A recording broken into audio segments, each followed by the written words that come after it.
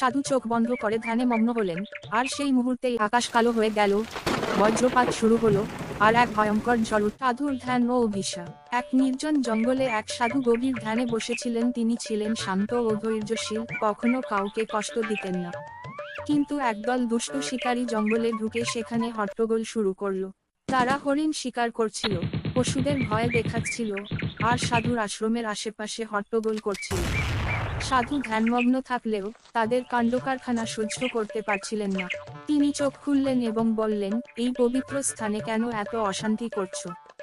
এক শিকারী হেসে বলল, ওহে সাধু, ধ্যান করে কি লাভ? শক্তি থাকলে আমাদের থামাও।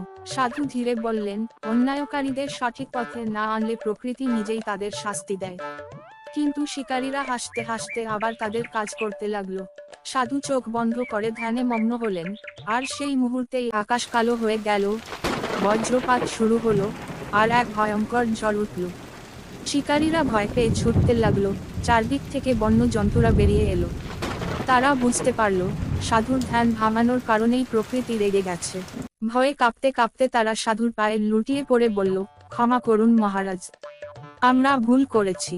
সাধু মৃদু হেসে বললেন, যাও, প্রকৃতিকে ভালোবাসতে শেখো, না হলে প্রকৃতি আর তোমাদের ক্ষমা করবে না।